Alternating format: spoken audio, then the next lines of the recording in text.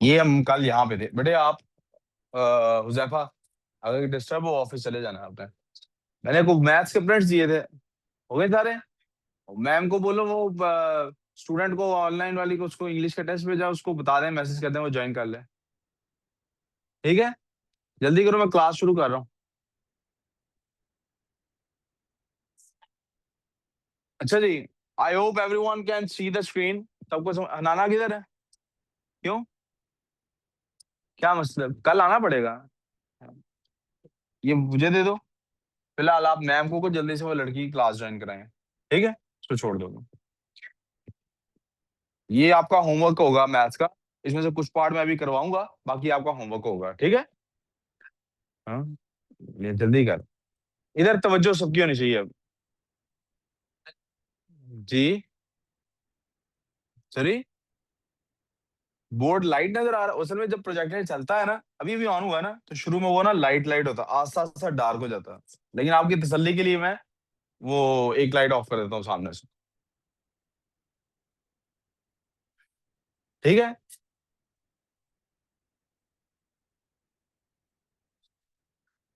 आप लोगों को ये चाहिए? अच्छा जी, बिस्मिल्लाहिर्रहमानिर्रहीम। आई hope everyone is in the class. जिस जिसको क्लास लेनी, सबको सब समझ नजर आ रहा है, and we are good to go. कल हमने यहाँ तक बात की थी, मैं इसी बात से कंटिन्यू करना चाहता हूँ। कल मैंने बुनियादी तौर पे आपको बताया था रेशो क्या होती है। मैं सिर्फ एक एग्जांपल कोड करके फिर उसके बाद आगे चलना चाहता हूँ। ठीक है,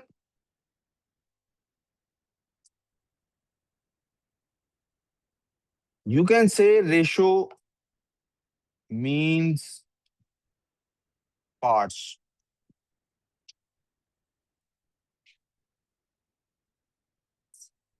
मिसाल के तौर पे, a man divides his shares in a company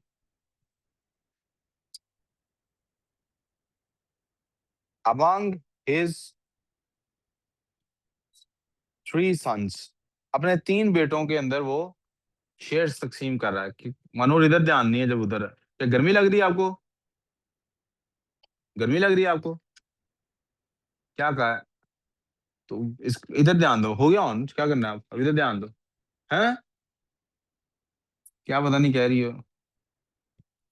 इससे पकड़ा दो रिमोट, आप ध्यान इधर दो प्लीज। हाँ, कर लेते हैं।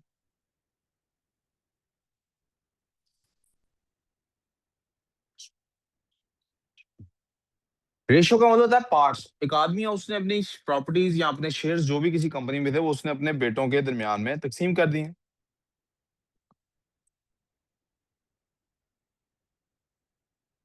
ही डिवाइड्स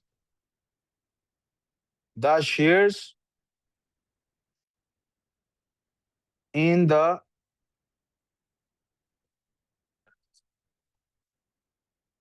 रेशो। कितने बेटे हैं बेटे? तीन। तो दिखने में शायद ये लगे कि हम तीन हिस्से कर रहे हैं, दिखने में क्या लगे, लेकिन असल में क्या किया उसने? 1:2:3। असल में उसने कितने हिस्से किए? जब भी कोई चीज आपको रेशो में नजर आए, आपने सबसे पहला काम क्वेश्चन में ये करना है कि आपने इसको ऐसे अंडरलाइन करके इस बात को आपने लिख लेना है कि ये टोटल कितने पार्ट्स बनते हैं। यार क्या मसला है तुझे भाई? ऐसे कर ले। टोटल पार्ट्स कितने बन रहे बेटे? टोटल पार्ट्स बेटा इसके बनते हैं जिसको आम जुबान में सम ऑफ रेशियोज भी कहा जाता है, हम टोटल पार्ट्स कहेंगे। उसने असल में अपनी प्रॉपर्टी या अपने शेयर्स के कितने हिस्से किए हैं? 1+2+3, यानी के 6 पार्ट्स हैं टोटल। टोटल पार्ट्स कितने? अब उसने इन 6 पार्ट्स में से उसने क्या किया है? एक हिस्सा उसने इन 6 पार्ट्स में से अपने एक बेटे को दे दिया, 3 हिस्से उसने एक बेटे को दे दिए, और जो बच गए 2 हिस्से वो एक बेटे को दे दिए। ठीक हो गया? यहां तक को प्रॉब्लम?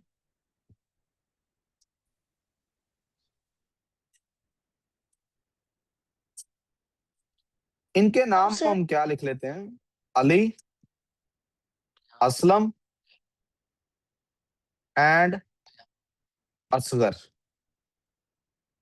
रिस्पेक्टिवली वर्ड इसलिए लिख लेता हूं ताकि आपको पता लग जाए कि ये उसी तरतीब में है। यानी दिस इज बेसिकली अली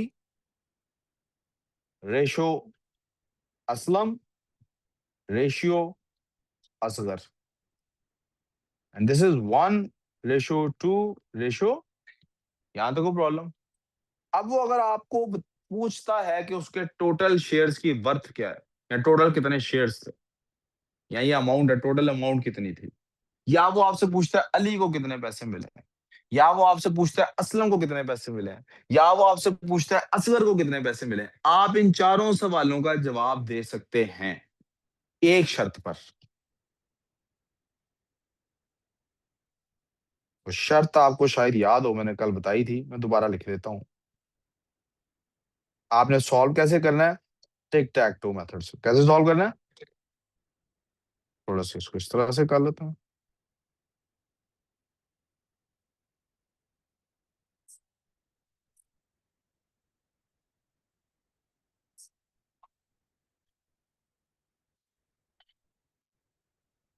शर्त मैंने आपके सामने रखी थी, हमें कम से कम एक ओजी वैल्यू चाहिए।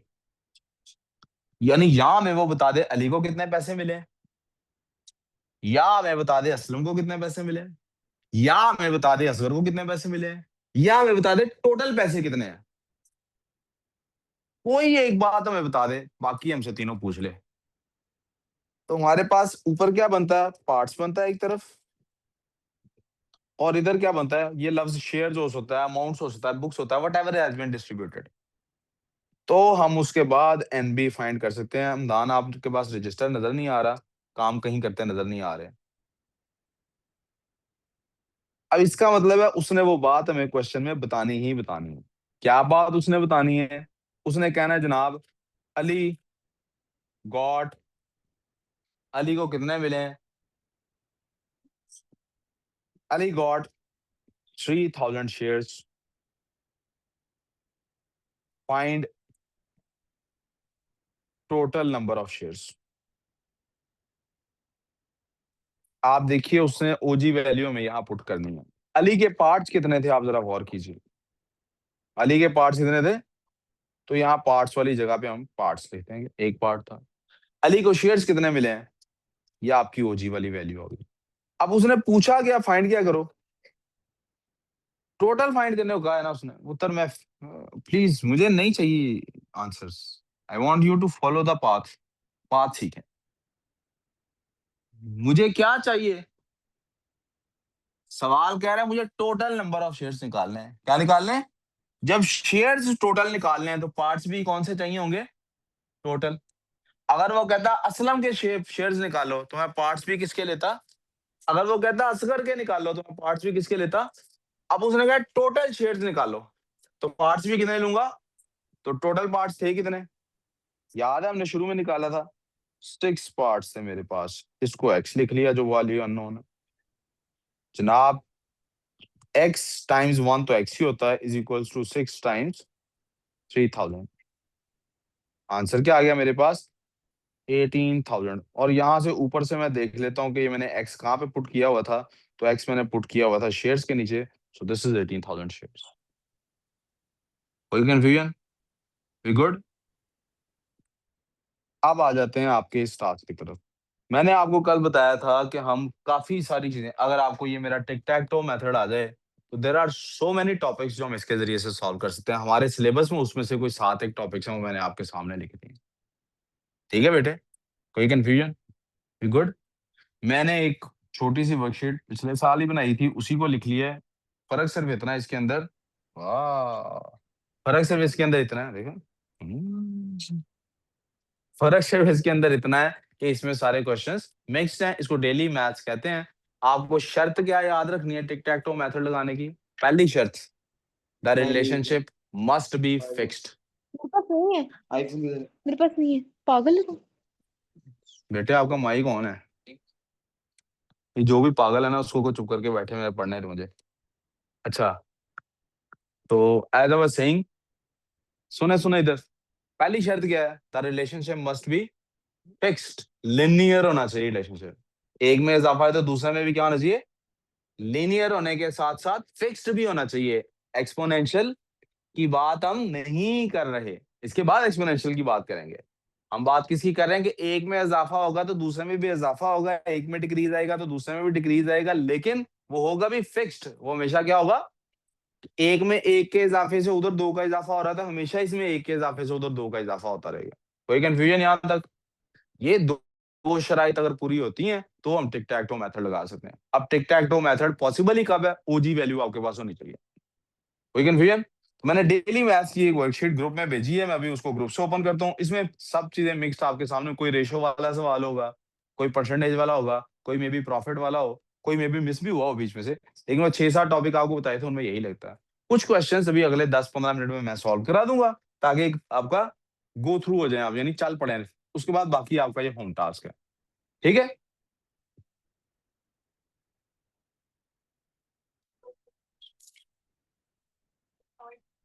ठीक है, देख लें जितना भी है।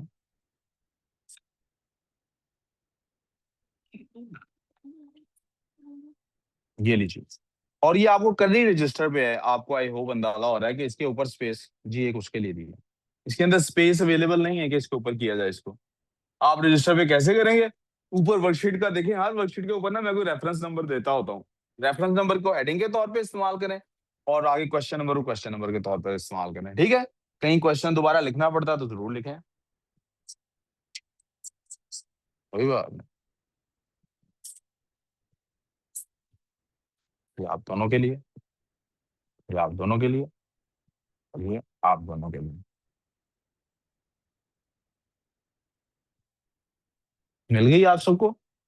जी, रजिस्टर्स प्लीज अपने साथ ओपन कर लें, वर्कशीट का रेफरेंस दे लें, और मैं क्वेश्चन नंबर 1 आपके सामने सॉल्व करने वाला। ऑनलाइन वाले बच्चे जो हैं, अगर आपके पास कोई आईपैड टाइप चीज है जिसके ऊपर आप उसी के ऊपर सॉल्व कर सकते हैं, तो मोर देन वेलकम कि आप उसको वहां पर ओपन करके शुरू कर लें। मैं ग्रुप से इसको ओपन कर लूँ। जी जी, रजिस्टर पे करने की चीज है ये, अभी आपके सामने हम शुरू कर रहे हैं इसको।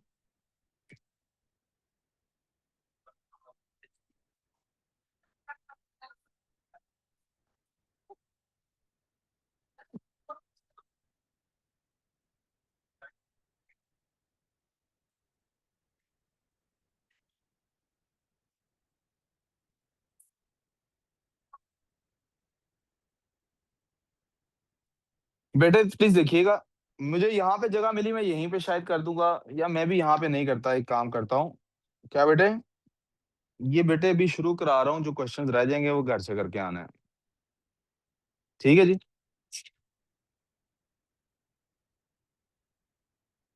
मैं इसको एक सेपरेट के तौर पे खोलता हूँ।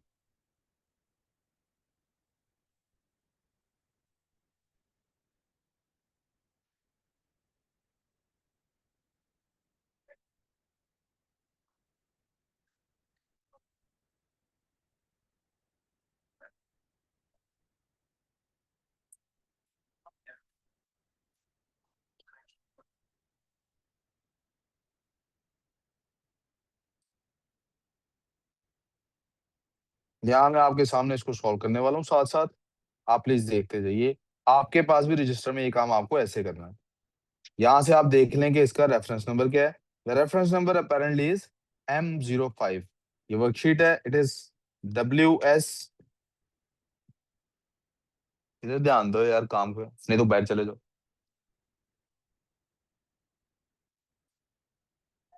WS,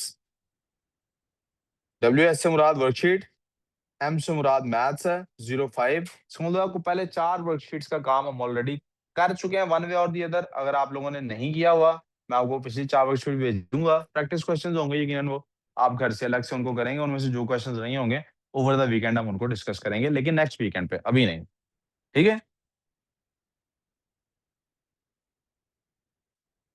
क्वेश्चन नंबर 1,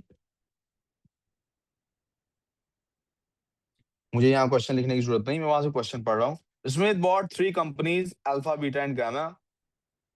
उन्होंने 3 कंपनीज खरीदी हैं, अल्फा बीटा एंड गामा, और टोटल उन्होंने टोटल उसकी अमाउंट बता दी, 80 मिलियन डॉलर्स बन रहे हैं। मिस्टर स्मिथ रहता है वाह वही अमीर है।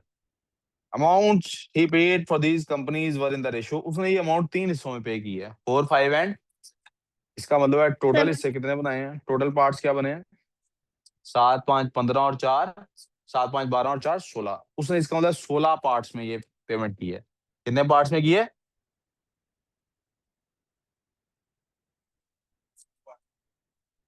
16 calculate how much he paid for each company. असल में 3 कंपनी उसने खरीदी हैं, तो सॉरी मैं गलत पढ़ गया था, दोबारा पढ़ता हूँ। उसने 3 कंपनीज खरीदी हैं 80 मिलियन रुपीज में, और उसने 4 पार्ट्स में अल्फा खरीदी होगी। इस अमाउंट के अगर 4 पार्ट्स किए जाएं, 5 पार्ट्स में बीटा खरीदी होगी। यहाँ लाइनें लगाने की बजाय नीचे लिख देता हूँ। ये अल्फा की अमाउंट है, ये बीटा की अमाउंट है, और ये गामा की अमाउंट। ये तीनों सिंबल्स हैं बेटे केमिस्ट्री में, आप या फिजिक्स में आगे जाके देखेंगे इनको। तो इनकी उसने रेशो है, इसको आप ए बी सी भी लिख सकते हैं। छोड़े, हम कौन सा केमिस्ट्री फिजिक्स कर रहे हैं, let's make them A B C. ये A ratio B ratio C जी रहा,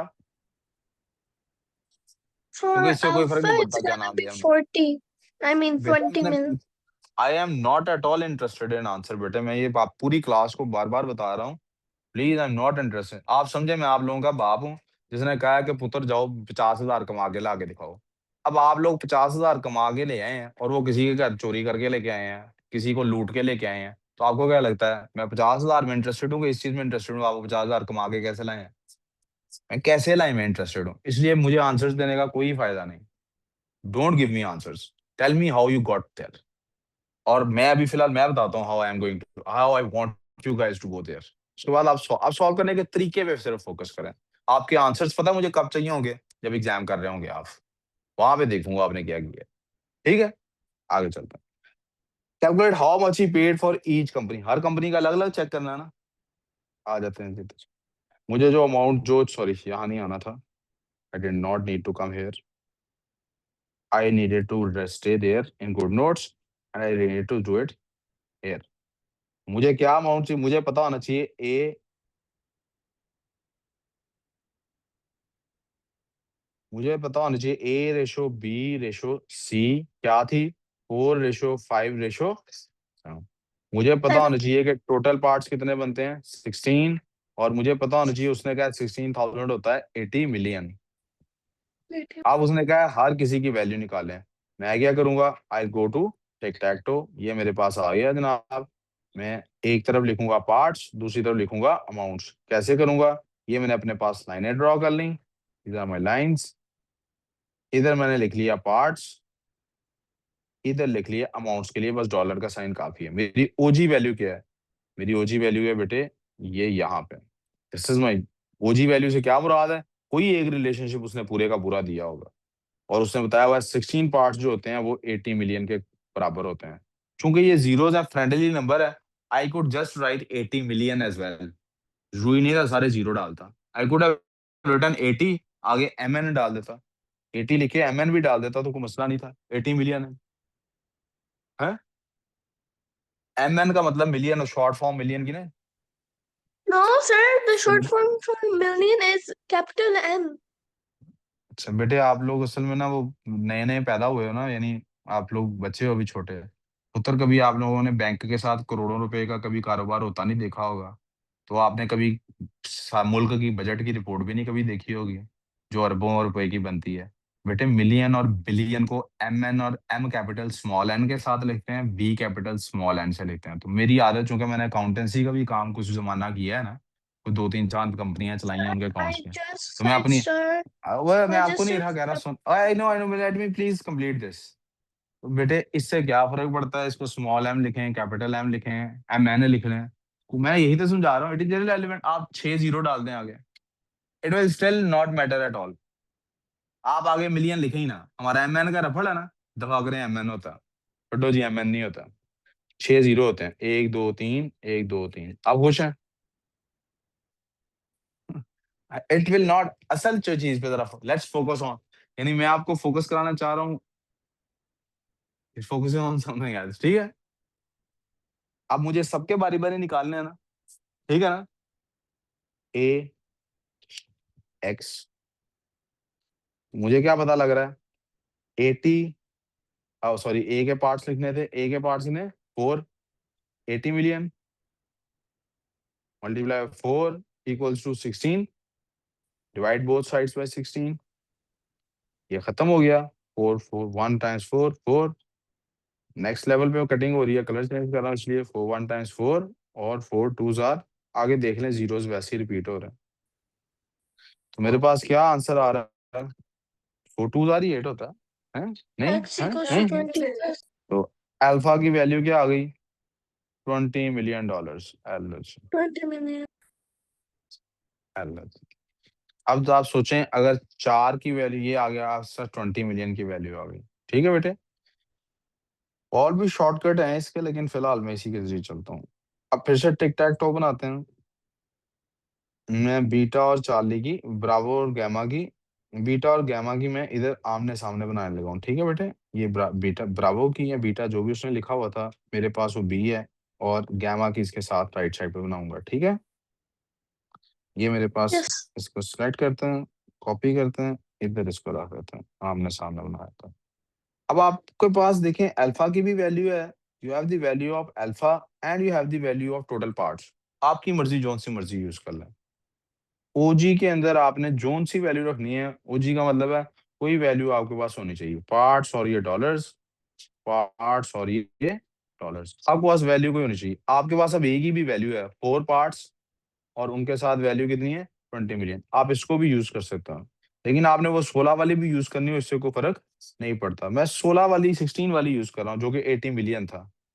ठीक है जी, और मुझे फाइंड किसी करनी ब्रावो की, उसके 5 पार्ट्स हैं। ठीक है ना, तो जो एनबी वैल्यू है या ब्रावो की वैल्यू है या बीटा की वैल्यू 5 पार्ट्स हैं। एक्स क्रॉस मल्टीप्लाई करता हूँ, मेरे पास क्या हो रहा है 16x equals to 80 times 5, both sides divided by 16। अब 16 का टेबल आता हो तो यू वुड नो 16 1 टाइम्स 16 होता है बेटे, और 16 5 टाइम्स 80 होता है। तो x की वैल्यू क्या आ गई, x इक्वल्स टू 55 25 मिलियन, आपके पास वैल्यू आ गई। आपने देखा मैंने ऊपर 80 के साथ नहीं भी 6 जीरो डाले थे तब भी कोई मसला, लेकिन ये हर जगह नहीं ऐसा होगा, कई जगह ये मसला हो भी सकता है।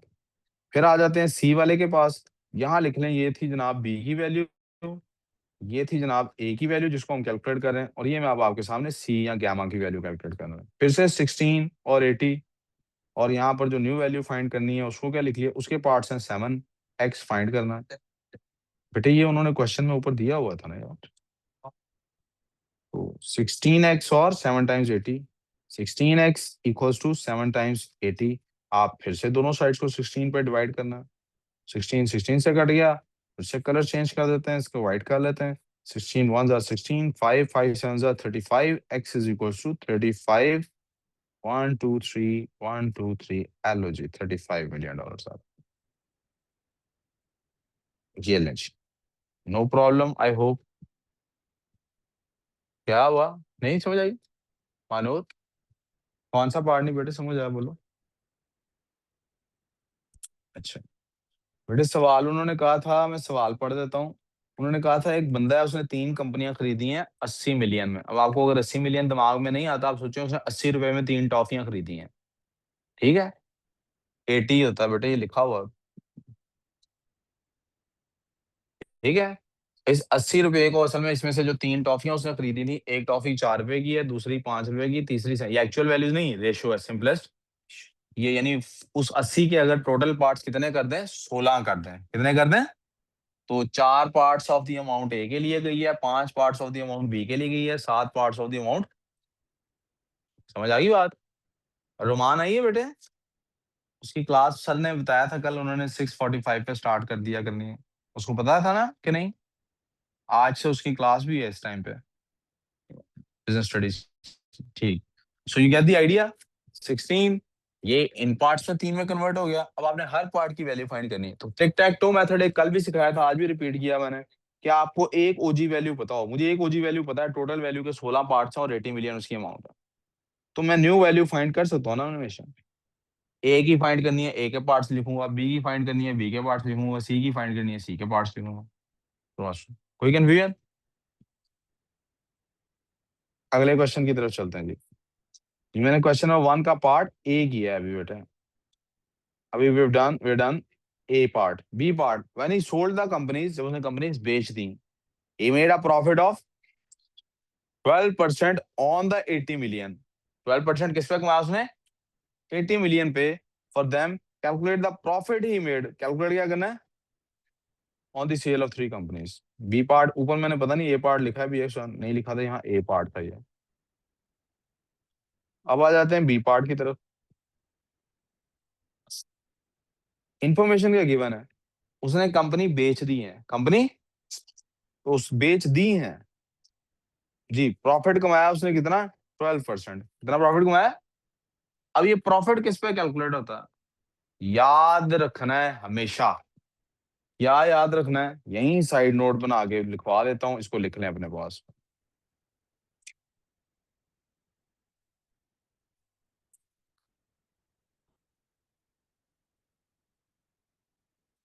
प्रॉफिट या लॉस हो इज ऑलवेज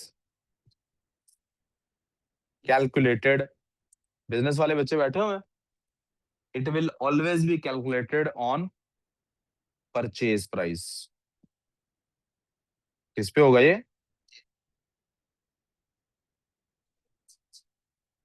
एक मिनट सर।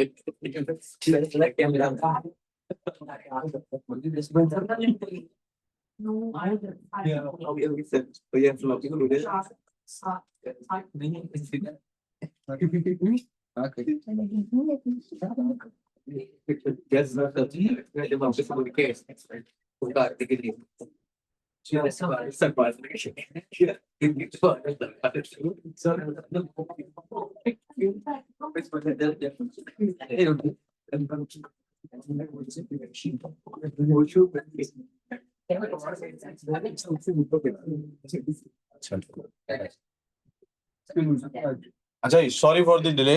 चलिए वापस वापस क्लास की तरफ ध्यान। मैंने क्या आपको साइड नोट लिखा है कि प्रॉफिट और लॉस हमेशा किस चीज पे कैलकुलेट होता है, और इसके साथ एक और इजाफी बात आपने क्या लिखनी है,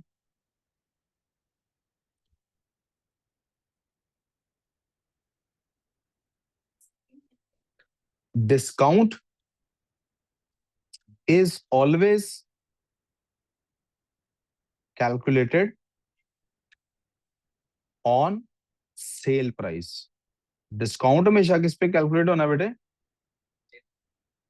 बिजनेस वाले बच्चों को समझ आ गई ये बात, आगे जाके भी आपके ये बात काम आ जाएगी, तो फिलहाल तो आपके काम आएगी आएगी।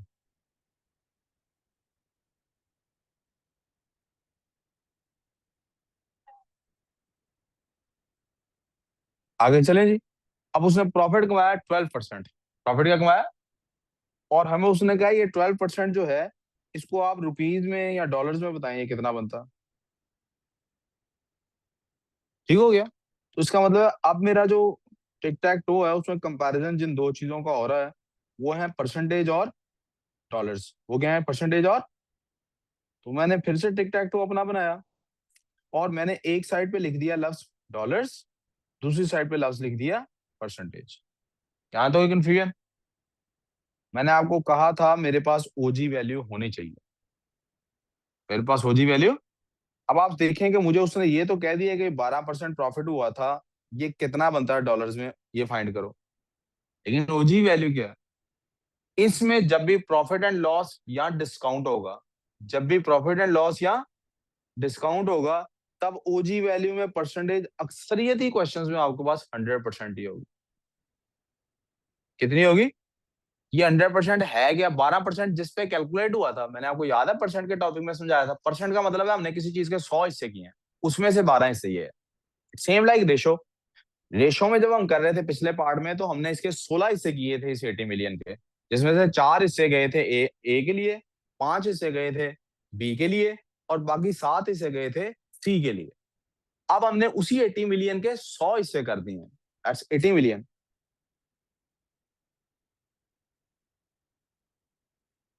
100% वैल्यू है, जिसके ऊपर 12% आपने प्रॉफिट कमा ली।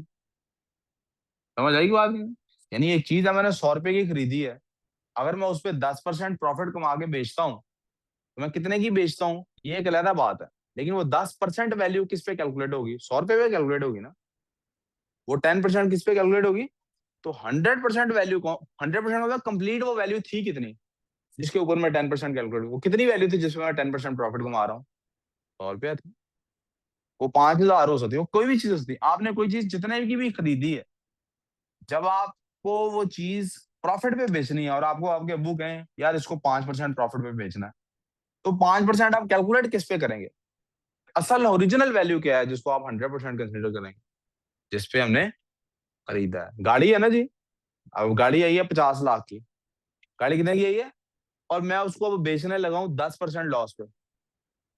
मैंने उस पर 10% लॉस करना है, तो 10% कहाँ से कैलकुलेट करूंगा? किस अमाउंट पे 10% कैलकुलेट करूंगा यार? ये वो 10% 25 लाख पे कैलकुलेट करूंगा, 50 लाख पे कैलकुलेट करूंगा। समझ आई कि नहीं? अभी भी समझ आई? दोबारा बोल देता हूँ मैं।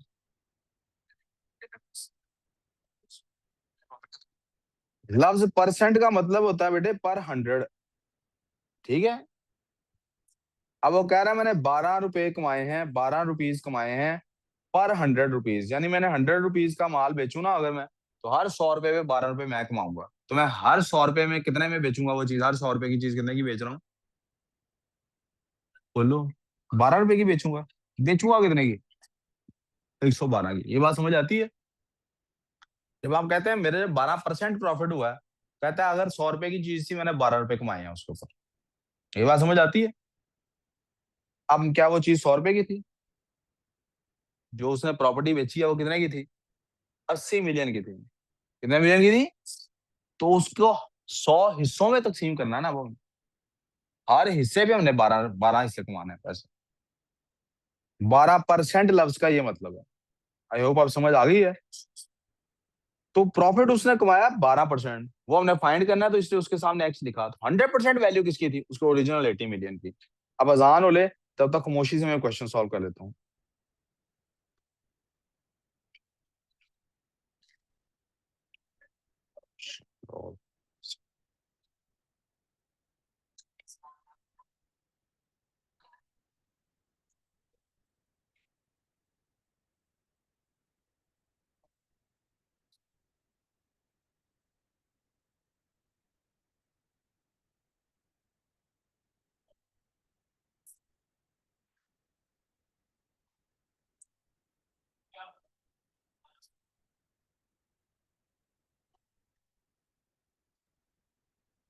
ये बेटा उसने देखें प्रॉफिट कमाया 9,600,000 उसने पैसे कमा लिए।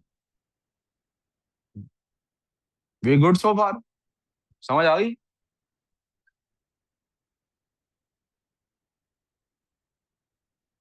आप लिख नहीं रहे यार, आप लोग सॉल्व नहीं कर रहे। समझ नहीं आएगी? समझ लिया है ना? तो बाकी साथ सॉल्व भी कर लो जी। जी ठीक है। बी पार्ट हो गया। सी पार्ट क्या है जी? कहता है जी when he sold the companies he made a profit of 25% on alpha, a loss of 10% on beta. Calculate the profit he made on alpha, loss he made on gamma, profit he made on gamma, sorry. अब जो information उसने दी है मैं C part में पहले वो लिख लूं अपने पास। उसने कहा उसने प्रॉफिट कमाया है किसके ऊपर? अल्फा के ऊपर। कितना कमाया? 25%। कितना कमाया? आप याद करें हमने ए में लिखा था बेटा, इधर प्लीज तवज्जो। ए में हमने लिखा था कि उसने अल्फा खरीदी कितने की थी? अल्फा उसने कितने में खरीदी थी देखिएगा जरा। 20 मिलियन में। million. 20 मिलियन में। तो ये अल्फा की मैंने डॉलर्स में भी अमाउंट लिख ली, और मैंने परसेंटेज उसकी जो प्रॉफिट उसको कमाया वो भी लिख लिया। फिर उसने कहा उसने बी पे लॉस किया,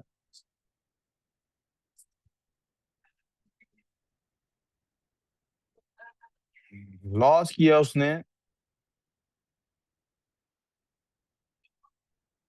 बी के ऊपर, कितना किया है? 10%। कितना किया है? और बी आपको याद होगा उसने कितने में खरीदी थी? 25 मिलियन में।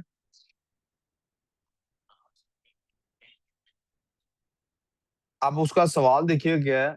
ए पार्ट में पहले प्रॉफिट फाइंड करना है, तो मैं पहले प्रॉफिट फाइंड कर देता हूँ, बी के बारे में दूसरे पार्ट की तरफ जाते ही बाद में। उसने कहा पार्ट वन के अंदर, उसने आपको कह दिया कि जनाब आप क्या करें पार्ट वन के अंदर, अल्फा पे उसने जो प्रॉफिट हुआ है वो बता दें कितना हुआ। सिंपल तरीका है बेटे, अल्फा के आगे टिक टैक टो ड्रॉ कर देते हैं। तो हमें क्या बताया गया था कि जनाब अल्फा बेची गई है कितने में? 20 मिलियन में। एक तरफ डॉलर लिख लेते हैं, एक तरफ प्रॉफिट लिख लेते हैं। ठीक है। तो इस सूरत में 25 मिलियन जो हमारी अमाउंट है,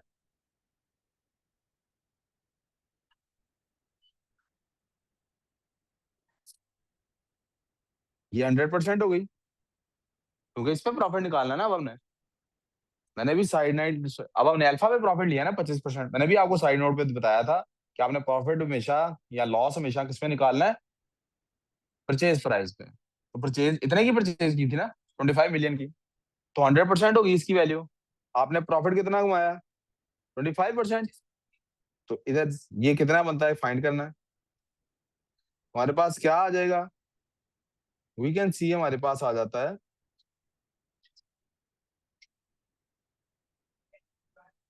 25 टाइम्स 25 मिलियन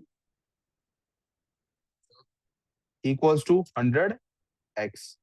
100 से सर दोनों साइड्स को डिवाइड कर दें जी बेटे। अल्फा की अमाउंट 20 मिलियन नहीं थी?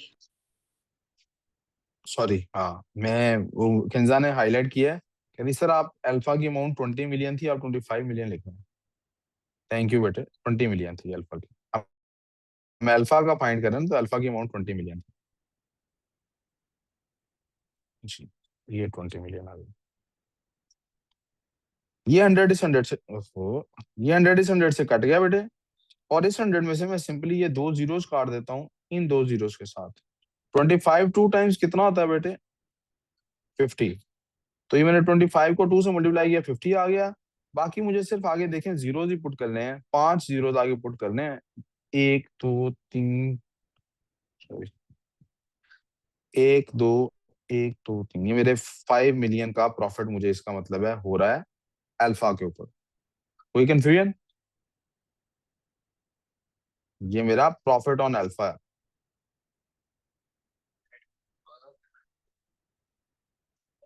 अब लॉस ऑन बीटा को कैलकुलेट कर लेते हैं। क्या वो करने की जरूरत है मुझे? नहीं ना करने की। ये जब मैंने वन नंबर यहाँ पे लिखा है, इस नंबर वन को यहाँ से हटा के यहाँ लिख देता हूँ। अब पार्ट टू यहाँ सॉल्व कर लेते हैं। पार्ट टू उसने क्या कहा था? कहता है जी आप percentage profit that he made on gamma ये फाइंड करके बताएं। गैमा पे उसने प्रॉफिट कमाया, ये हमें कैसे पता लगेगा? गैमा पे उसने प्रॉफिट कमाया, ये हमें कैसे पता लगा? क्योंकि देखो उसने 10% बी पे लॉस भी तो किया। टोटल प्रॉफिट कितना था हम पीछे देख चुके हैं कि टोटल प्रॉफिट उसने किया था 9,600,000। 9 मिलियन। तो अगर टोटल प्रॉफिट हमें निकालना है, तो दोनों कंपनीज का प्रॉफिट अल्फा और चार्ली का या अल्फा और गैमा का ऐड करेंगे, और बीटा का लॉस उसमें से माइनस करेंगे। ये तो सेंस बनती है ना। तो उसमें हमें बीटा का लॉस भी हमें चाहिए ही चाहिए। उसका 10% का लॉस निकालने के लिए मैं नहीं चाहता कि आप टिक टैक टो करें। टिक टैक टो क्या करना है फिर? यहाँ यहाँ पर एक छोटा सा फुटनोट नोट कर लें।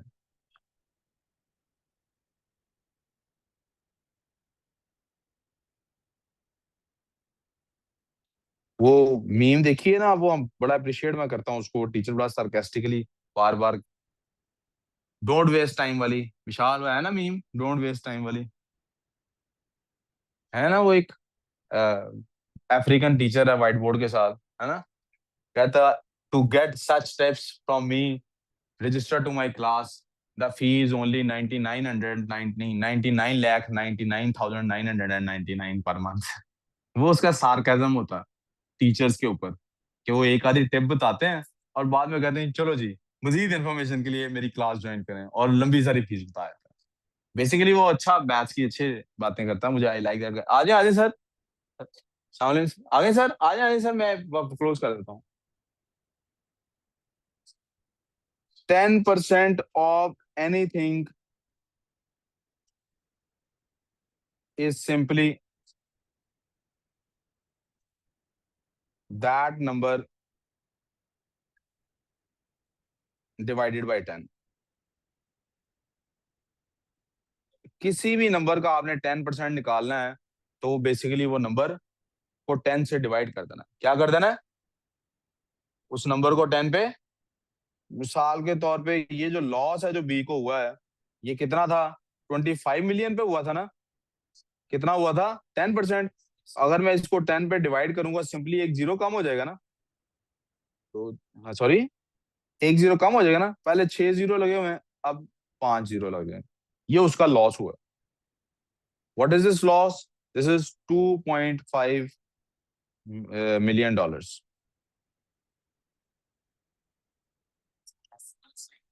किसी का भी 10% निकालना हो, उसको 10 पे डिवाइड करते हैं। 25 मिलियन था ना? किसी भी नंबर को जब 10 पे डिवाइड करते हैं क्या होता है? एक जीरो कट जाता है ना? तो एक जीरो काट दें, निकल आया लॉस। आगे चले। अब उसको, उसने क्या कहा था हमें क्वेश्चन में, देखें, आपने बताना है the percentage profit of that. तो जरा देखिए गैमा को प्रॉफिट कितना हुआ? प्रॉफिट ऑफ गैमा कितना हुआ?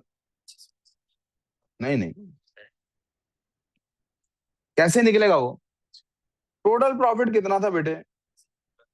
टोटल प्रॉफिट में प्रॉफिट फ्रॉम अल्फा आएगा प्लस प्रॉफिट फ्रॉम बीटा आएगा प्लस प्रॉफिट फ्रॉम गैमा आएगा ना बेटे?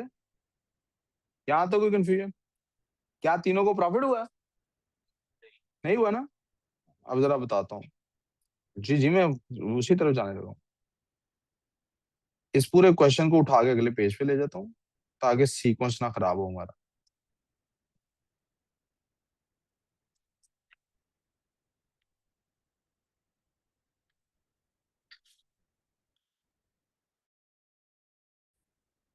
टोटल प्रॉफिट हुआ कितना था बेटे? 9,600,000। 9,600,000। प्रॉफिट फ्रॉम अल्फा कितना है? 5 मिलियन। जी बेटे, सॉरी मुझे पता ही नहीं लगा, मैं पहले जब आया था सर थे नहीं ना, तो मुझे लगा लेट है। 1 मिनट बाद क्वेश्चन खत्म होने लगा। प्लस बी में से प्रॉफिट हुआ कि लॉस हुआ? जब प्रॉफिट को पॉजिटिव लेते हैं तो फिर लॉस को क्या लेंगे? शाबाश। तो इसको नेगेटिव वैल्यू लिखेंगे। कितना लॉस हुआ था? 2.5 मिलियन ना? 2,500,000 प्लस गैमा को जो प्रॉफिट हुआ वो हमारे लिए वैल्यू अननोन। वो वैल्यू हमारे लिए नहीं ना। 25% बेटे अल्फा का था, ये हमें वैल्यू नहीं पता। क्या ये वैल्यू हम इस प्लस माइनस में से निकाल सकते हैं? अच्छा अच्छा। 9,600,000 इज इक्वल टू 2,500,000 बचाना बेटे, क्योंकि 5 मिलियन प्रॉफिट हुआ है, 2,500,000 लॉस हो गया, तो पीछे यही बचा ना, प्लस प्रॉफिट ऑफ गैमा। ये उधर जाके क्या हो जाएगा? इसको डिवाइड होगा कि माइनस होगा? बेटा इधर मल्टीप्लाई हो रहा है, इधर क्या हो रहा है? मल्टीप्लाई हो रहा है, तो फिर उधर जाके क्या होगा? माइनस होगा। तो 9,600,000 माइनस 2,500,000 इज इक्वल्स टू वो जो प्रॉफिट है गैमा का। जी बेटे, कितना बनता है प्रॉफिट ऑफ गैमा? 2 मिलियन निकाल दें इसमें से तो 7 मिलियन बचता है, 7,100,000 आ गया। ठीक है बेटे, ये इसका प्रॉफिट आ गया। अब जरा क्वेश्चन पे गौर करें, उसने प्रॉफिट मांगा है कि प्रॉफिट की परसेंटेज मांगी है? उसने मांगी है आपसे, शाबाश। सॉरी सर, वो एक लम्हा सिर्फ अभी बहुत गलत जगह पे क्वेश्चन फंसा हुआ है। नहीं, मैं अब यहां से मिसाल के तौर पे बात कल पे ले जाऊं तो कैसे खत्म होगी? फिर शुरू से सारा सवाल कराऊंगा ना, तो आज ही खत्म करते हैं। सर हमें अब गैमा के लिए बात करनी है सर। ओजी वैल्यू एक चाहिए हमें सर, एक न्यू वैल्यू चाहिए हमें सर। एक तरफ परसेंट डॉलर्स है हमारे पास सर, एक तरफ हमारे पास परसेंटेज है। जी के गैमा के लिए बात होने लगी सर। बी न्यू वैल्यू ना यार, छाड़ इधर, जो काम करा रहा हूँ उसको तवज्जो करो प्यारे बेटे। लॉस हुआ है 7,100,000, सॉरी प्रॉफिट हुआ है 7,100,000 डॉलर। ये कितना परसेंट है ये हमें फाइंड करना। तो हमारे पास कोई ओरिजिनल रिलेशनशिप होना चाहिए ना। वो रिलेशनशिप आप क्या लेंगे? वो रिलेशनशिप आप ले लें 100%। क्या वैल्यू लेंगे? क्योंकि हमें प्रॉफिट निकालना ही उसके ऊपर है ना। अब 100% वैल्यू किसके, प्रॉफिट और लॉस किस पे होता है? परचेज प्राइस पे। किस पे होता है? तो गैमा को हमने परचेज कितने में किया था? चेक करें ऊपर, पहले पार्ट में हमने सॉल्व किया 35 मिलियन में, शाबाश। तो यहाँ वैल्यू क्या होगी? 35 मिलियन। कोई कंफ्यूजन? सिंपली अब हम इसको क्रॉस मल्टीप्लाई करें। 100x इक्वल्स टू 7,100 एक दो तीन मल्टीप्लाई बाय 35। sir. क्या बेटे? ओहो sorry sorry, I am so sorry sorry, percentage calculate करनी थी ना, मैंने ये गलत लिख दिया है। ये इधर आना था बेटे 7,100,000 डॉलर्स के नीचे, और ये परसेंटेज हमने फाइंड करनी है, एक्स इधर होना था। बस कभी कभी बेटे ऐसा हो जाता है जब दिमाग, इसीलिए बुढ़ापे में जरा बादाम ज्यादा खाने चाहिए। तो 35 मिलियन एक्स इक्वल्स टू 7,100,000 एक दो तीन, और यहाँ पर साथ इसके मल्टीप्लाई बाय 100। आपको पता है दोनों साइड्स पे वो एक्स डिवाइड हो जाएगा। 7,100 एक दो तीन मल्टीप्लाई बाय 100 ओवर 35,000, और जो भी आंसर आता है आप कैलकुलेटर से निकाल लीजिए, आपकी परसेंटेज का वो आंसर बनता है। जी जीरोस तो कैंसिल हो जाएंगे, 3 जीरोस ये कैंसिल हो जाएंगे, कर ही देते हैं जी 3 जीरोस। 3 जीरोस ये गए जी। 35 मिलियन था ना बेटे?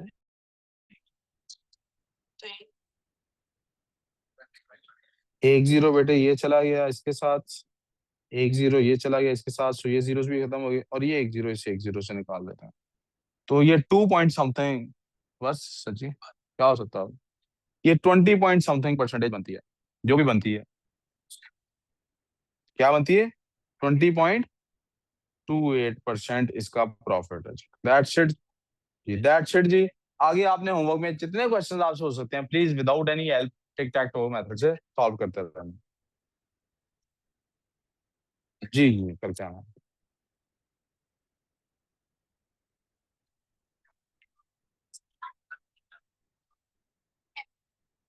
जी बेटे, मेरा यही क्लास ज्वाइन रखना, इसी में मैं बायो शुरू कराता हूँ। Okay, sir.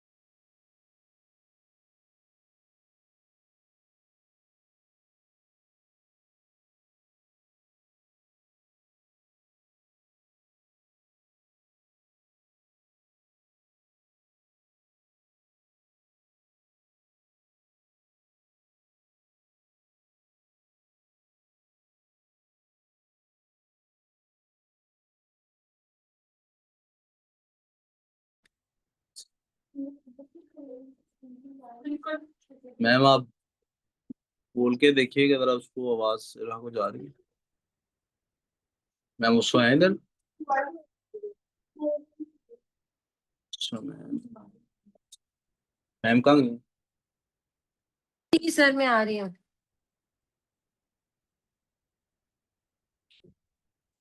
हाँ जी सर। आप बोल के देखिएगा। अस्सलाम वालेकुम मेरा। She is not here.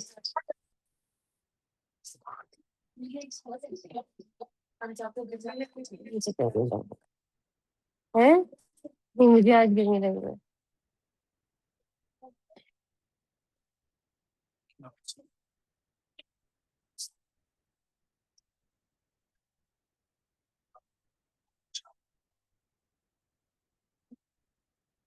अस्सलाम वालेकुम Mirha. Am I audible? Yes, ma'am. Okay. मुश्किल था वो, मैंने अपनी तरफ से आसान टेस्ट बनाया। नहीं ये आसान था। पढ़ के आना कल, वो देख लो। कल नहीं आ सकती?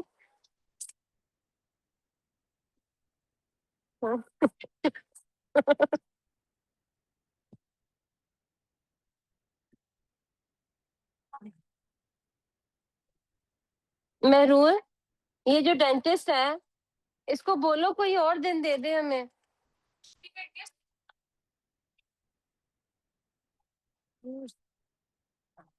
मेरू मुझे डेंटिस्ट नहीं पसंद आपका। एक चेयर और चाहिए सर, आपने बैठना के जाना है? सर चले। अब नई जगह है तो क्या करें? Irha, today we are going to do a worksheet. मैं आपके साथ शेयर करती हूँ, ओके बेटा? Okay.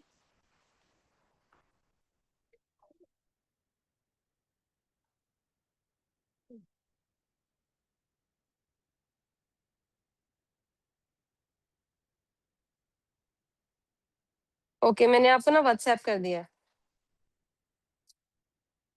Kindly check it. Okay, ma'am.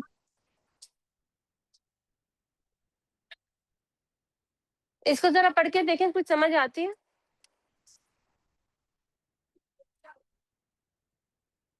थोड़ा स्क्वीज हो जाओ लेमन की तरह। Yes. ओके 24।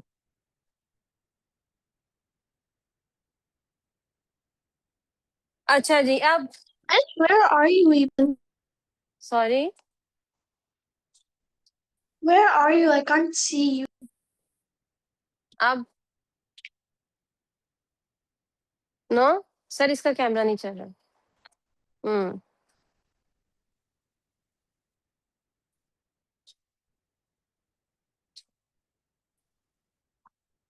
अच्छा जी, आज हमने करनी है वर्कशीट जो आपने करनी है। Okay I Ma'am, am I just can share see it too. now. आप चल अब now she can see me, पहले वो नहीं Yes. नजर आ रहा। Ma'am, where is yes the मेरा board? Where board is is the there, board? Here is the board, can you see it? Uh, no. No It's like I'm tilted or something. हाँ वो यही कह रही है। State Oh, you put me no really close to the board. I Oh, wasn't close. Okay now it's fine. वो कह रही है मैडम yes, आप बड़ी ma'am. दीवार के You, साथ लग के खड़ी you लग रही put हैं। it up to, you put it like, चले yeah, जी अब really. State what is meant by partially permeable membrane. Only a few things can enter अब वो फ्यू with थिंग्स की मैंने restriction. कुछ निशानियां बताई थी, निशानियां बताई थी, निशानियां ना ना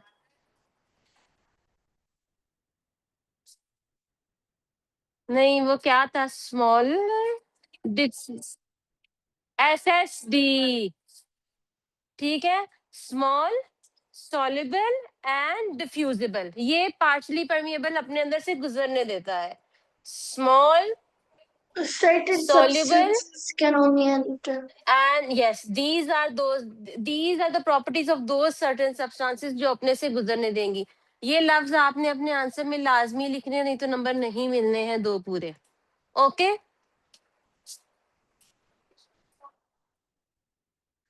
सिर्फ डेफिनेशन का 1 नंबर मिलेगा। डेफिनेशन के साथ ये तीनों लफ्ज लिखे होंगे तो फिर आपको उसके पूरे 2 नंबर मिलेंगे। ओके गर्ल्स, हाँ इंग्रेडिएंट्स, हाँ, a membrane that lets some particles pass through it. अब the properties of the particles should be, they should be small, soluble and diffusible. Size छोटा होना चाहिए, पानी में डिसॉल्व हो जाने चाहिए और वो इजीली गैसेस की तरह डिफ्यूज हो जाने चाहिए। ठीक है, state 2 factors that increase the rate of diffusion. Surface कौन area सी? and temperature. Very good, yes Mehroon. Okay, surface area. अब प्लीज एक बात हो याद रखनी है सबने, 1 word answers are not to be given, पूरा जुमला लिखना है please. Surface area helps increases दो और फिर सेकंड में आपने लिखना है कि ये इंक्रीजेस। सिर्फ सरफेस एरिया और वो नहीं लिखना, अच्छा नहीं लगता है वो, और 1 वर्ड आंसर्स हमने देने नहीं है, नंबर पूरे नहीं मिलेंगे हमें उसके। अच्छा जी, अगले पे जाएं। सरफेस एरिया एंड टेम्परेचर और कंसंट्रेशन ग्रेडियंट भी, इनमें से कुछ भी आप लिखेंगे आपको मार्क्स मिल जाएंगे। चौथी चीज क्या है? Size of the particle. मैंने चारों चीजें इसलिए लिखी हैं कि पेपर में आपको इनमें से कोई भी 2 याद आए, you can write it. State the main source of energy use in active transport in cells. ATP, ATP पूरा जुमला लिखना है। ATP is the main Respiration. Source. Sorry, क्या बोला? Respiration is the answer because I think mitochondria No, helps in ATP, right? respiration नहीं, ATP is the main source. Adenosine triphosphate. Active transport. Yeah. Active transport के लिए वो use ATP। अब मुझे एक बात बता दें, अगर एक्टिव ट्रांसपोर्ट के लिए ATP इस्तेमाल हो रहा है तो डिफ्यूजन और ऑस्मोसिस के लिए कौन सी एनर्जी यूज कर रहे हैं? Yes, wait, no. It says state the main source of energy used in active transport in cells, not yes, मैं so आपसे like it पूछ can't रही हूँ। No, be this is ATP itself. This is an additional question जो मैं पूछ रही हूँ। ठीक है, अब मेरा सवाल ये है राइमा बेटा, अगर एक्टिव ट्रांसपोर्ट के लिए हम ATP इस्तेमाल कर रहे हैं तो मुझे बताएं डिफ्यूजन और ऑस्मोसिस के लिए कौन सी एनर्जी इस्तेमाल हो रही है? Kinetic energy, very good. ठीक है, kinetic energy of the molecules, ये साइड पे लिख लें प्लीज, ये आपका इंपॉर्टेंट पॉइंट है। इन ऑस्मोसिस, मेरा ख्याल है आगे मैंने क्वेश्चन दिया भी होगा, लेकिन चलो, osmosis and diffusion, kinetic energy of the particles or molecules is used। यहां तक ठीक हो गया Hurain? Explain briefly why osmosis can cause plant cells to become Can I turgid. answer this one? Why Like osmosis, doing why? osmosis can make Hmm. the vacuole in the plant more swell up so the मुझे plant इरहान ने मुझे बिल्कुल ठीक जवाब दिया है। अब मुझे आपको एक जवाब दे दें प्लीज। ये बड़ी अच्छी बात है, वो जो जवाब देती है आप सुन नहीं सकते और वो सही जवाब है। क्या? सारा पानी अंदर आ जाएगा, हमें पता है सारा पानी अंदर आना है।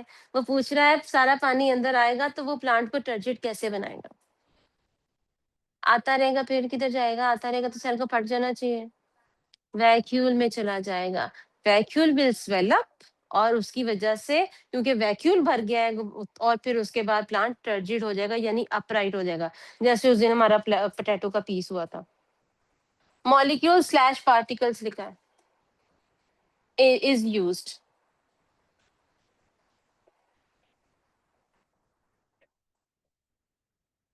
Due to osmosis, vacuole gets filled up with water, making the plant cell turgid. अब एक सवाल है, the movement of water molecule inside the vacuole क्या प्रोसेस का नाम है? The movement of water molecules, अब एक मिनट प्लीज।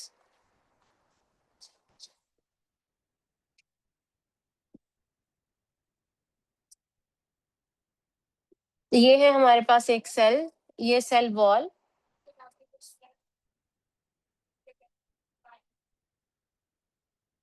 ये आ गई हमारे पास सेल मेम्ब्रेन, और ये है जी वैक्यूल हमारा, ये न्यूक्लियस हो गया। ठीक है यहाँ तक।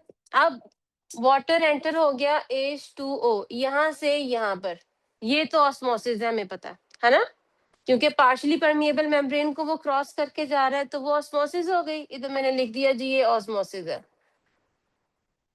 लेकिन पानी सारा इसमें साइटोप्लाज्म में तो नहीं रहना, पानी ने जाना है वैक्यूल के अंदर। हम कल से यही डिस्कस कर रहे हैं कि पानी वैक्यूल के अंदर स्टोर करेगा प्लांट। ठीक है, अब ये पानी यहाँ से, ये सारा H2O है और ये वैक्यूल के अंदर जा रहा है। मैं आपसे पूछ रही हूँ, अब मुझे बताएं इस प्रोसेस का क्या नाम है?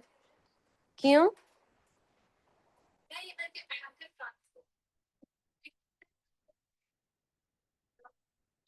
मुझे ऐसे परेशान होके मत देखा करो, जब नहीं जवाब आता तो हम कहते हैं कि मैम नहीं जवाब आता है। ठीक है, हाँ मैडम्स, ये मेम्ब्रेन है ना, तो ऑस्मोसिस हो गई। क्या ये मेम्ब्रेन नहीं है ना? इसका नाम हमने टोनोप्लास्ट लिखा है। जरा प्लीज अपना चैप्टर 1 के नोट्स खोल के देख लो। जो, हाँ जी, the membrane of the vacuole is called tonoplast. Tonoplast, टोलो नहीं, tono, oh sorry, tonos, my bad. ठीक है, टोनोप्लास्ट, ये भी मेम्ब्रेन है, राइट? तो अब इस साइटोप्लाज्म में से पानी एंटर हो रहा है वैक्यूल के अंदर, तो इस प्रोसेस का क्या नाम हुआ? ऑस्मोसिस। बहुत शुक्रिया आप लोगों का, welcome. Yeah, okay. Okay, thank Ma'am, you. what does turgid mean? Turgid means the cell will swell up, becomes bigger in size. Okay. Okay, अब आगे हमारे पास compare diffusion and active transport। ये आपने खुद करना है अभी। Compare diffusion and active transport. Active transport, yes, in your own words, include। Diffusion.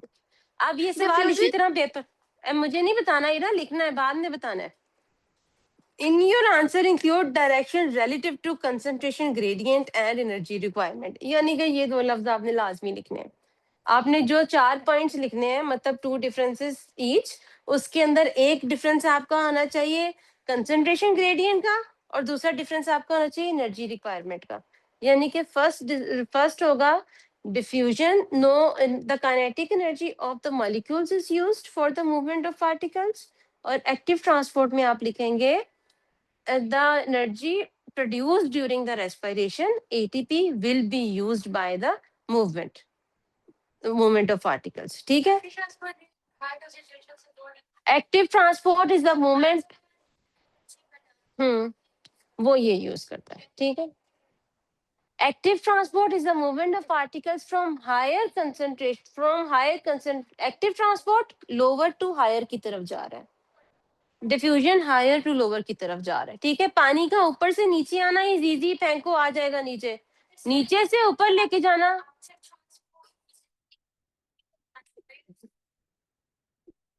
ना ना नहीं, वाटर मॉलिक्यूल्स की बात ही नहीं करनी है हमने, वाटर मॉलिक्यूल्स की बात नहीं करनी।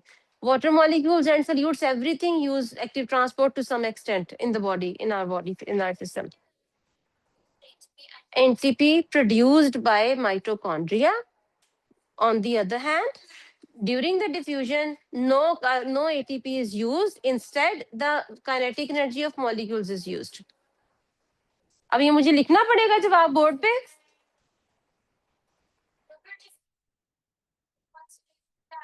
तो फिर अगला पॉइंट हमने आगे लिखना है कि क्योंकि उन्होंने 2 पॉइंट्स देखो, उन्होंने क्या कहा, अंडरलाइन किया करो जो बेसिकली क्वेश्चन वाले होते हैं points.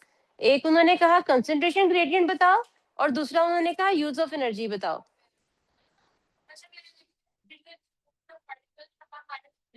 To lower low concentration.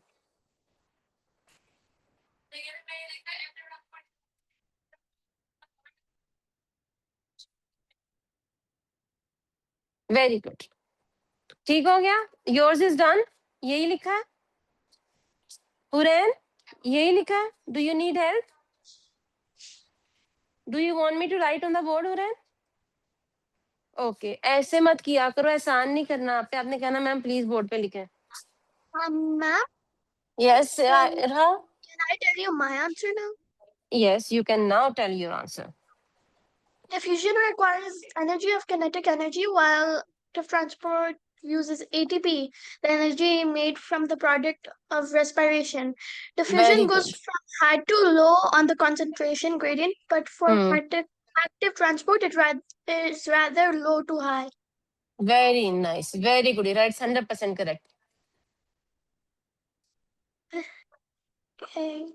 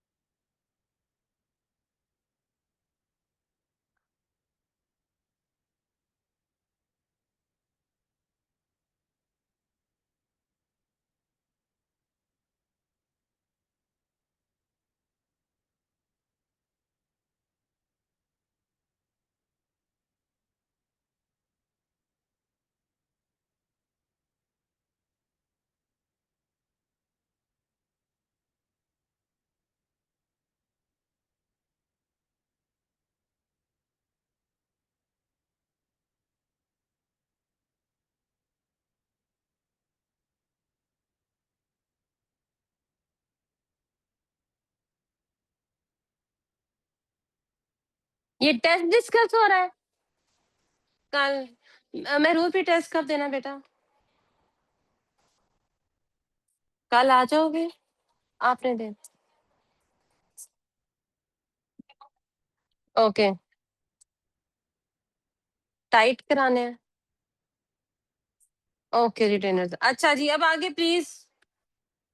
Explain why increasing the temperature increases the rate of diffusion. Why increasing? Yes. Due to the heat of the temperature, the particles become rather small. This makes diffusion run faster, or is it because of the kinetic energy of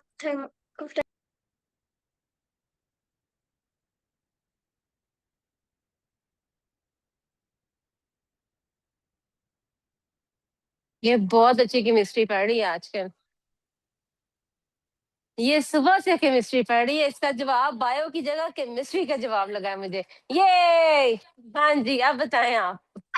temperatures can cause particles to gain kinetic energy?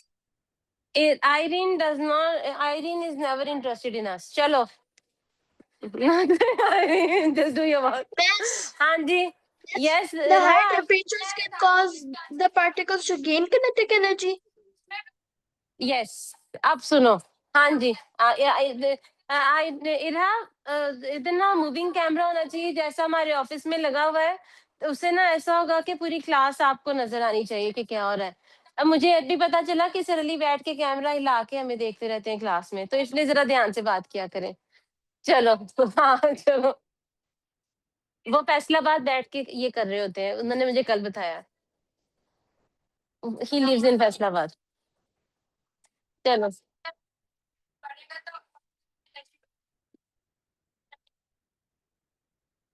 Very, अब इसको लिखो।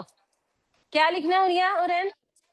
वो सही है, लेकिन आपने ना please बहुत ही अंग्रेजी, बहुत ही केमिस्ट्री मत डालना बीच में। ओके, इसमें केमिस्ट्री सिर्फ काइनेटिक एनर्जी की डालनी है, थर्मल एनर्जी की नहीं डालनी है, ठीक है? हाँ हाँ हाँ हाँ जी। क्या लिखना है? ये अंग्रेजी में लिखना है। ओके लिखो। ये वर्कशीट क्योंकि आप खुद कर रहे हैं तो ये मैंने चेक करनी है इसके बाद, इसलिए जरा सा तमीज के साथ लिखना। इधर कोई बच्चा बदतमीजी से लिखने वाला नहीं है। हाँ, मैं आज थोड़ा सा जल्दी आ जाती तो मैं अभी चेक कर देती, लेकिन अब मैं जाके तो आपको मार्क्स भेज दूंगी। हालांकि मैंने आसान टेस्ट बनाया है। कौन सा? वो ना एक्चुअली घर रह गया and I am not at home, इसलिए। है टेस्ट? यार मैंने वो वाला मुश्किल बनाया था, ये तो मैंने इतना आसान बनाया है। ये तो ऐसे लग रहा था मैं कोई हलवा बना के दे रही हूँ।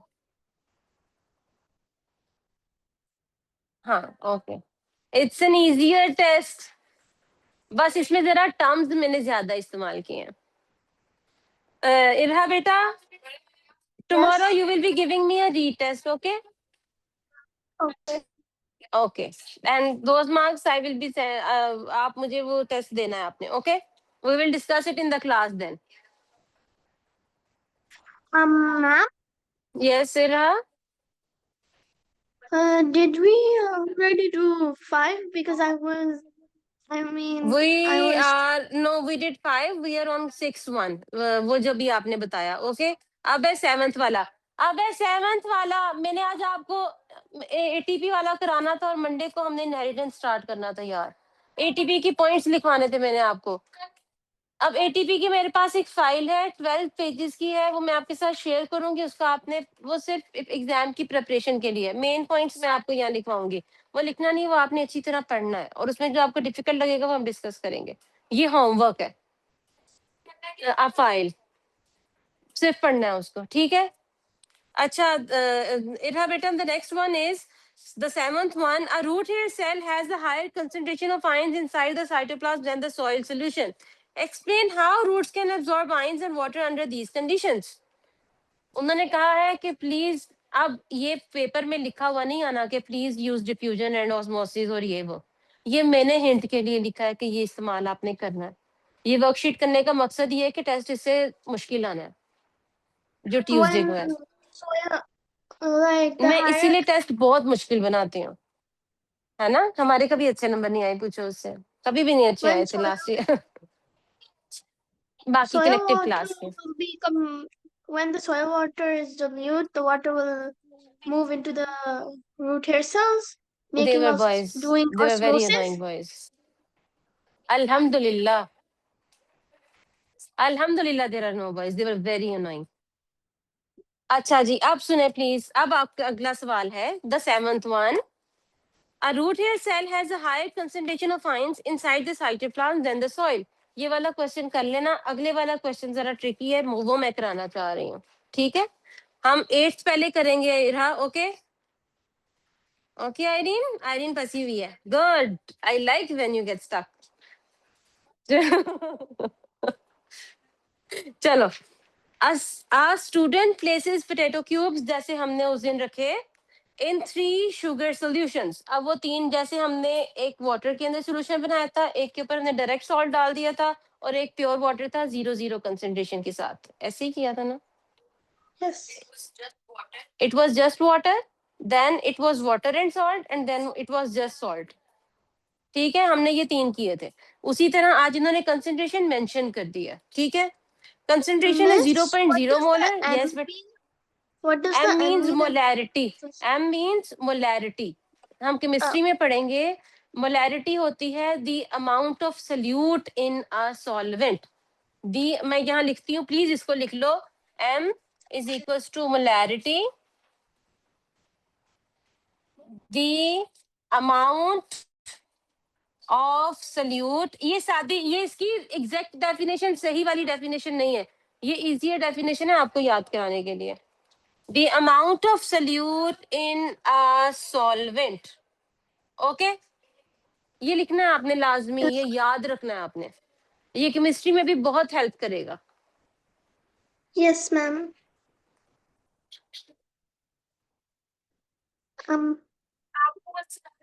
H cube 46। has a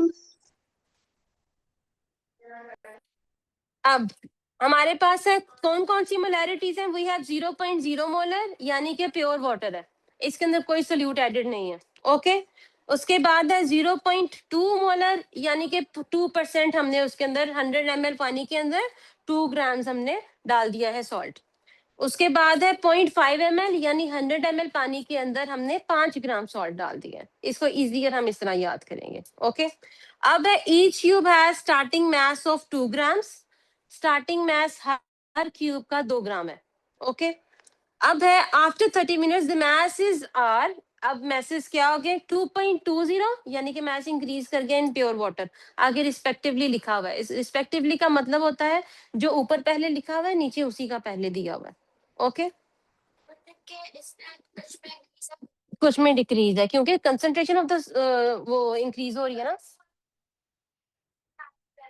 किसमें, मैं यहाँ लिखने लगी हूँ, ठीक है। अब ये देखो प्लीज, पहला है हमारे पास 0.00 मोलर और इसके अंदर हमारा मास इंक्रीज हुआ है 2.20 grams. The second one is हमारे पास 0.2 मोलर और हमारे पास ये है 1.94 ग्राम्स, ठीक है। और तीसरा है हमारे पास 0.5 मोलर और इसका है हमारे पास 1.7 ग्राम्स। ये मैंने इसके वेट लिख दिया और मोलैरिटी लिख दिया। अब इन्होंने आपसे सवाल किया है, ये मैंने 3 इसलिए दिए हैं ताकि प्रैक्टिस हो जाए। इन्होंने आपसे पूछा है परसेंटेज इंक्रीज और डिक्रीज इन द मास। अब इसका क्या फॉर्मूला है, इसका It's फॉर्मूला for है, mass yes is yes 0.00 m 210%. नहीं नहीं नहीं, मैं अभी बताने लगी हूँ, यस फॉर्मूला लिखने लगी हूँ। वो कैसे है, यूनिटरी मेथड इसमें अप्लाई नहीं होना है, ओके। यूनिटरी मेथड ना हम मैथ्स इंडिविजुअली फाइंड करने के लिए पर ग्राम के लिए करते हैं। अच्छा अब इधर देखें प्लीज, इधर अब हमारे पास क्या है, चेंज इन मैस या कोई भी percentage, weight, everything you can write, जो भी उन्होंने चीज दी होगी, okay. Change in mass divided by हमारे पास चीज है इनिशियल मैस, हाँ जी। चेंज इन मैथ्स में अब क्योंकि हमारे पास मैथ्स है तो मैंने मैथ्स लिख दिया, ठीक है। Is it अगर यहाँ पर 10%? यस तकरीबन, ठीक है। अगर हमारे पास मैथ्स है तो मैथ्स लिख दिया है, अगर इसके पास लेंथ होगी तो हम लेंथ लिख देंगे, अगर इसके अंदर पॉपुलेशन होगी तो पॉपुलेशन लिख लेंगे। हमारे पास पूरी बायो में 2 फॉर्मूलाज अप्लाई होने हैं, एक कौन सा है और दूसरा ये वाला, इसको आपने रट्टा मार लेना, ओके। ये मेरे बच्चे बहुत शरारती होते जा रहे हैं और ये कोई अच्छी बात नहीं है। अब चेंज इन मैथ्स कैसे करेंगे, इनिशियल में से फाइनल को माइनस कर देंगे, करो और मुझे बताओ जरा कितना इंक्रीज, सॉरी Ma'am, फाइनल में से इनिशियल को माइनस करना है।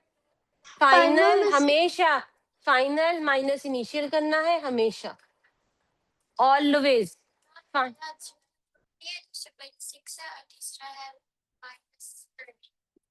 है Miss, अच्छा, is the answer 3% for like the second one? -3, yes -3। अभी बताती हूँ, अच्छा जी, अब ये चेंज इन मास का मतलब है 2.20 माइनस 2 डिवाइडेड बाय 2, ठीक है।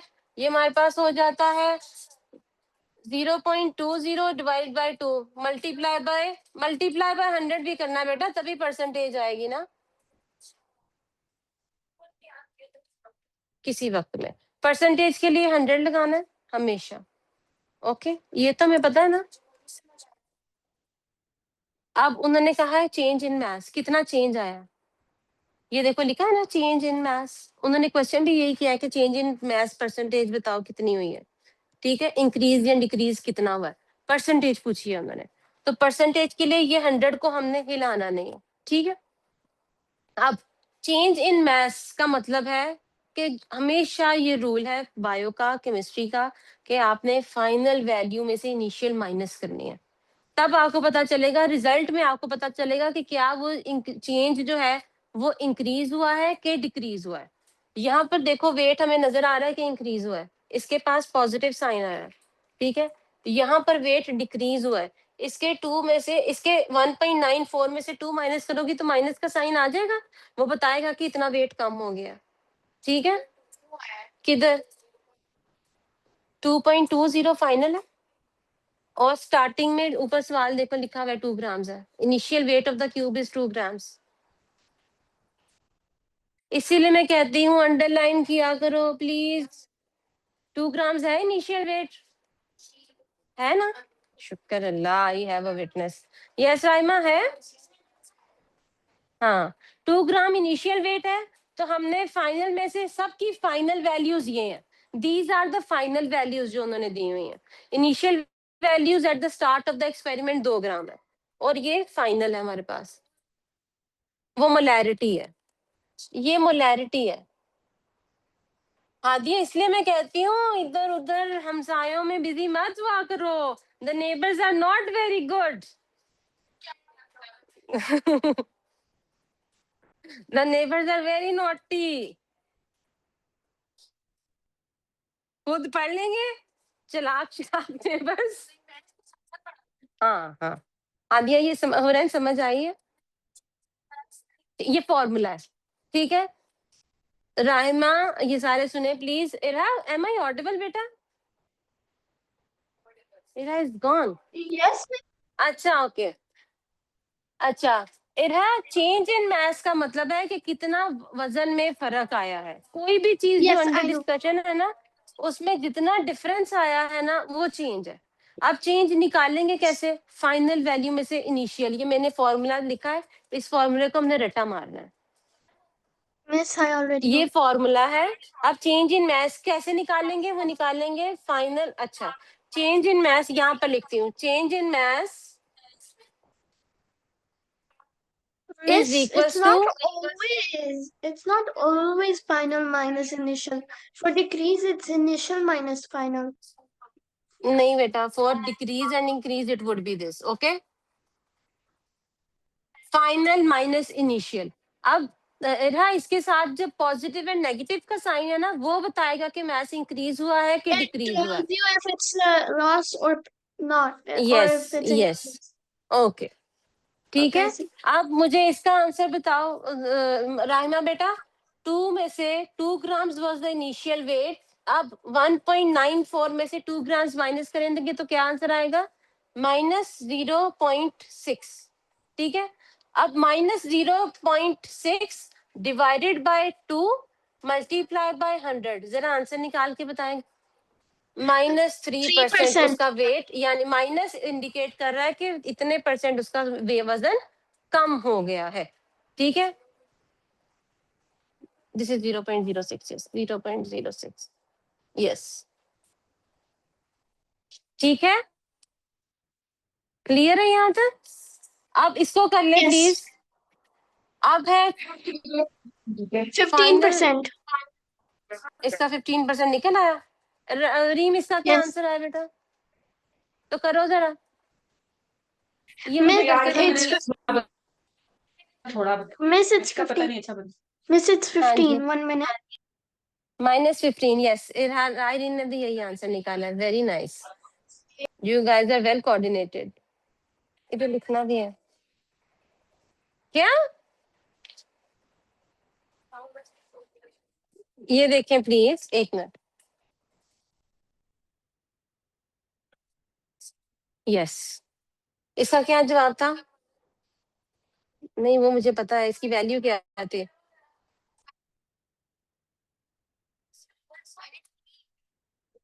वो मैं पूछ रही, 1.70 -2, ठीक है। इसका क्या आंसर आया? Divide by 2 multiply by 100। आप बताओ जी। 15% minus 0.3 15%. Divide by 2 multiply by 100 Minus 15%. -15% आपका आंसर आ गया, ठीक है। मैं अपना कैलकुलेटर दिखाना, मुझे कैलकुलेटर प्लीज। ये देखो 1.70 -2 इज इक्वल्स टू 0.3 आता है बेटा आंसर, वो सही लिखा है। 1 तो minute फिर में क्यों मुझे परेशान हो रही हो? हाँ जी, तो किया ना, 15% आंसर। डिवाइड भी तो करना है 2 के साथ बहन, डिवाइड बाय 2 भी करना है। Neighbours neighbours, good neighbours, good neighbours, good neighbours. क्योंकि आज मुझे अपने घर नहीं जाना, इसलिए we can keep the class going. Sir is busy also. चलो अच्छा। सॉरी। अच्छा, अब जो अगला सवाल है, ये पेपर में करने के लिए आता होता है, ठीक है। और ये बच्चे बहुत गलत तरीके से करते हैं। ये मैंने इस पे आपको सॉल्व करके दे दिया है। कौन सा एक्सप्लेन वाला? Explain what result show about तो नीचे लिख दो एक लाइन के अंदर। सॉरी अगर मैंने लाइन नहीं दी, मैं माफी मांगती हूँ। आपने लिखना है कि with the increasing molarity of water, with the increasing molarity of the solution, the weight of the cube has decreased due to the concentration gradient, water has moved out. नहीं, मैं लिखती हूँ, I can write it. कहीं भी नीचे एक line में लिखेंगे, ओके।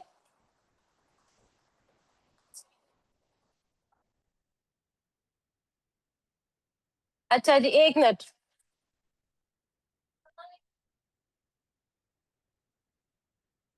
मैं अभी आती हूँ। आगे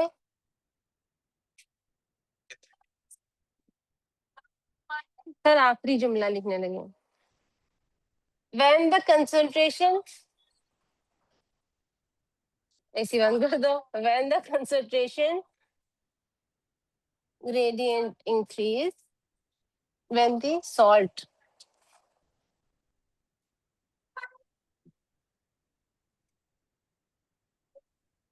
oh, are we doing point 2?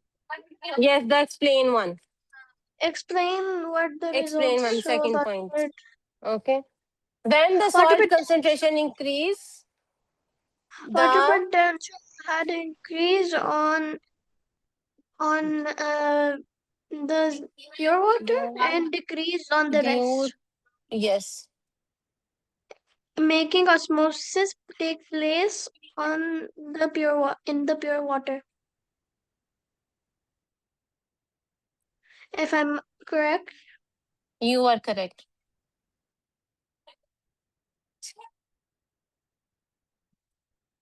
And water moves out of the cubes, making the way less. ठीक है, सॉरी, शुगर सोल्यूशन लिख दो।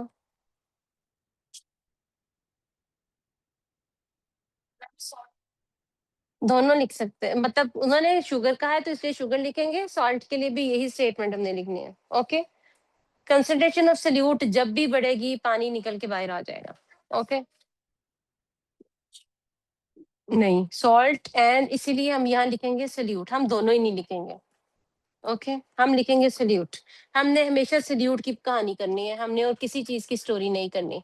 Salute is easy to memorise, solute is easy to understand. Solute की वजह से गड़बड़ नहीं होगी कम से कम पेपर के अंदर चीनी और नमक की, ठीक है। अगर अगर ब्लॉक होता, अगर जेली होती है ना, अगर जिसको हम यूज करते हैं, दुनिया का सबसे गंदा प्रोटीन होता है, ठीक है। अगर उससे गंदी कोई चीज नहीं होती जो आप कंज्यूम कर सकते हैं।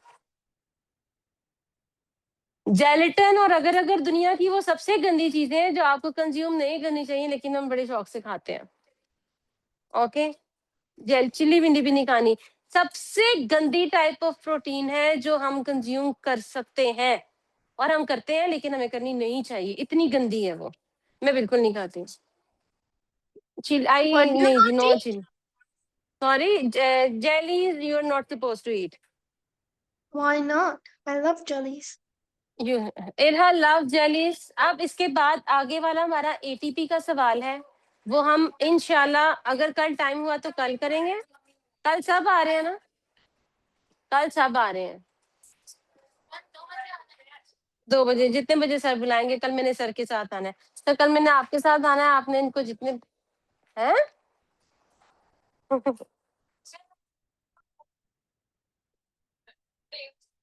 कल आपने, आपकी वापसी कितने बजे है?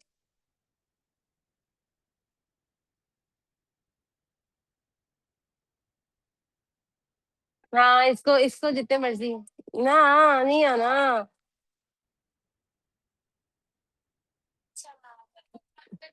टेस्ट देने के बाद,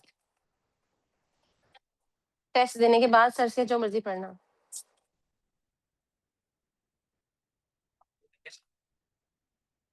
अब कल कुछ पिछला सारा, हादिया, रहमा एंड हुरैन, पिछला सारा हमने पढ़ के आना।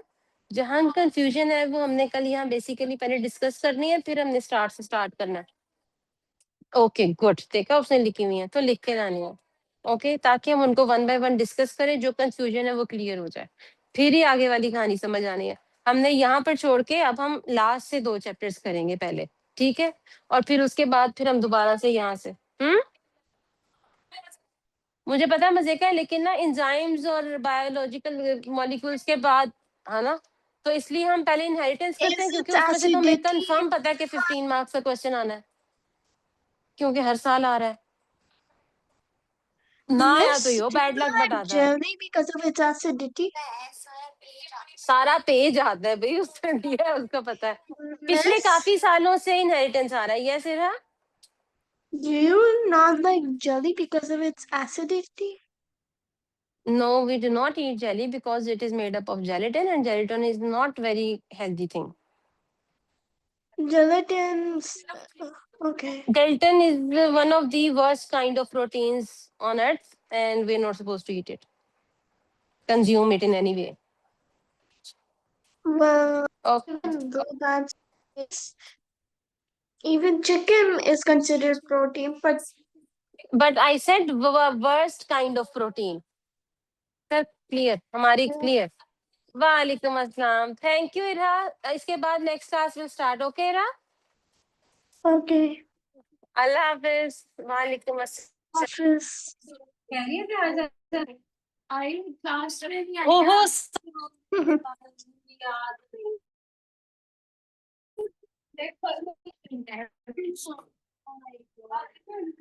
अब आपके आने की जगह नहीं होती ना।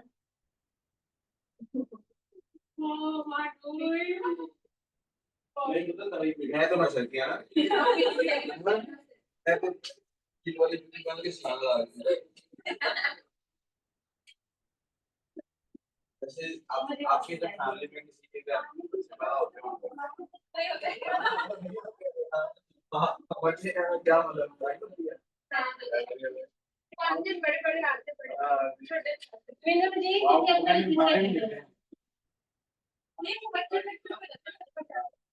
इधर किसी की क्लास है, इधर किसी की क्लास है। हाँ जी बता दो सर, मैंने सबको बता दिया कि इनको ने आना है कल, सब ने आना है।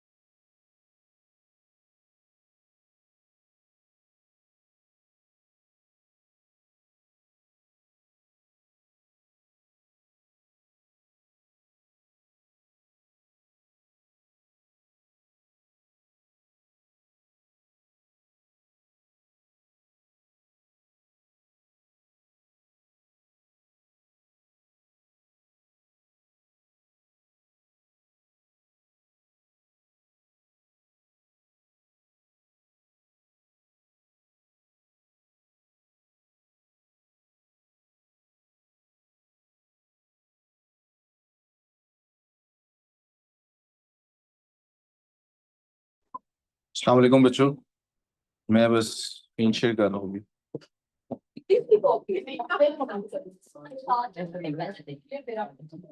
ये फाइल पढ़ाना वाली बेटा, इसको बंद नहीं कर देते थोड़ी देर आप लोग?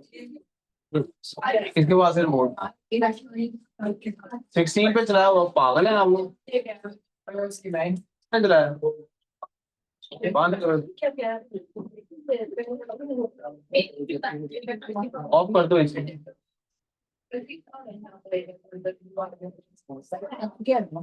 बेटे